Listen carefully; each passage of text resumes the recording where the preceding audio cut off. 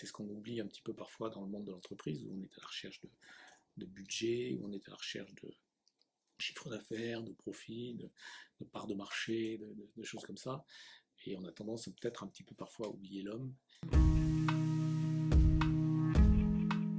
Les coders et les travailleurs des coders participent, ou les salariés des coders participent à une chaîne de solidarité avec les entreprises publiques ou privées qui fournissent du matériel amorti comptablement et qui donnent du travail à des personnes en situation de handicap qui eux-mêmes font ce travail et aident des personnes en situation financière délicate ou des associations ou des écoles qui n'ont pas les budgets pour pouvoir s'équiper d'informatique neuve et en même temps participent à la protection de la planète. On a 3 structures, les AT, l'entreprise adaptée et l'entreprise d'insertion.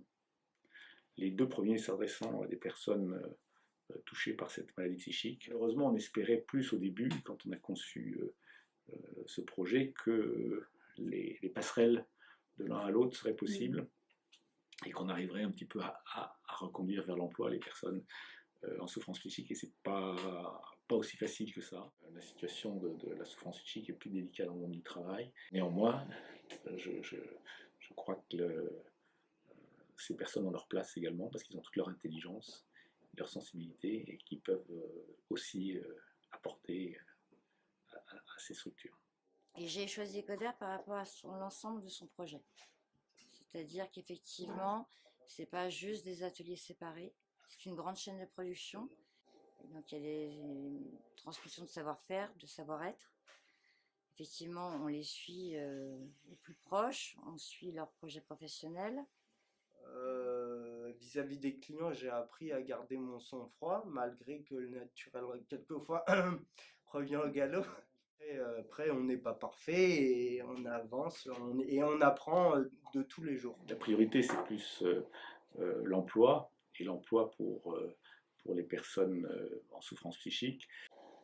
Les gains de productivité sont possibles, mais il faut les rechercher dans l'amélioration des conditions de travail.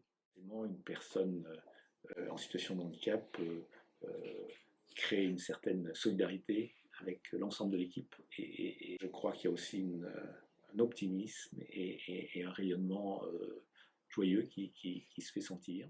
En fonction, c'est faire un nettoyage, d'échanger des disques durs et échanger des barrettes.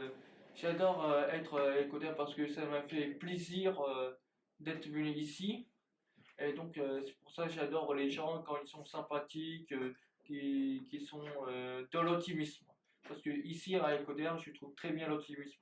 Ecoder change le regard, notamment pour toutes les personnes qui viennent acheter des machines, des PC en informatique, et qui voient bien que les personnes qui sont dans le magasin ou les personnes qui travaillent à côté ont des difficultés, même si ça ne se voit pas, et s'aperçoivent qu'elles ont des compétences et des connaissances dans le domaine informatique que souvent elles n'ont pas.